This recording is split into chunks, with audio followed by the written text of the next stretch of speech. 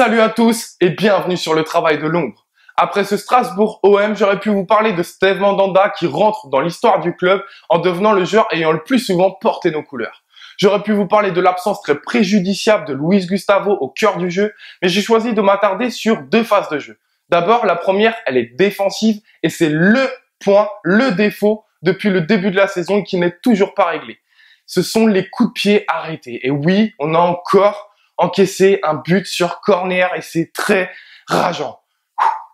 Et oui, sur 15 buts encaissés depuis le début de la saison, j'ai fouillé un petit peu et 7 proviennent des coups de pied arrêtés. Alors quand je compte 7 sur coups de pied arrêtés, ce sont bien évidemment les corners, les coups francs qui sont des centres dans la surface des réparations, mais également le deuxième but niçois, rappelez-vous, qui fait suite à un corner qui est mal relancé et qui permet à Série de frapper aux abords de la surface de réparation. 7 buts sur 15 proviennent des coups de pied arrêtés.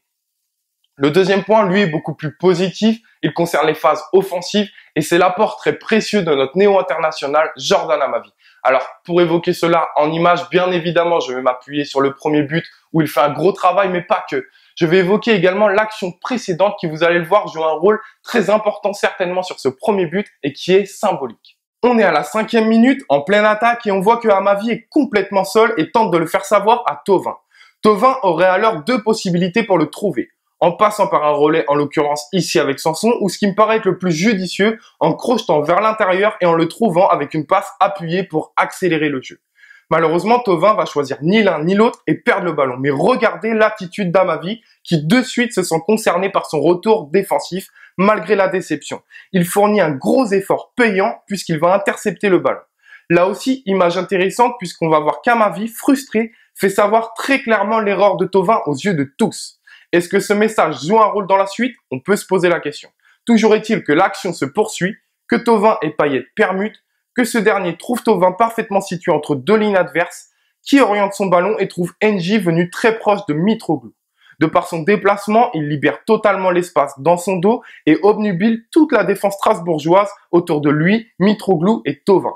L'échange en une touche est tout simplement parfait comme cette dernière passe du Grec qui trouve cette fois Amavi encore une fois totalement seul et qui a répété son appel, qui n'est pas resté sur l'échec précédent et n'a pas hésité à recommencer. Il prend le temps de lever la tête, de voir le déplacement de Mitroglou qui, malin, lui, s'arrête dans sa course pour se libérer du marquage en retrait. Et on peut voir ici que ça a parfaitement fonctionné, mais Payet surgit de derrière, arrive lancé et fait le bon choix puisqu'il est dans une meilleure position pour frapper et ajuster son plat du pied.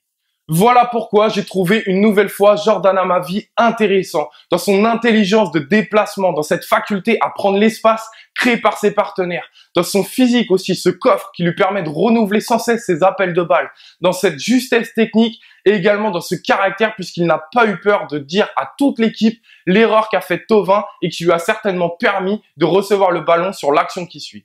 Je vous dis à très vite pour une prochaine analyse après le Paris Saint-Germain et allez l'OM face au PSG, allez l'OM.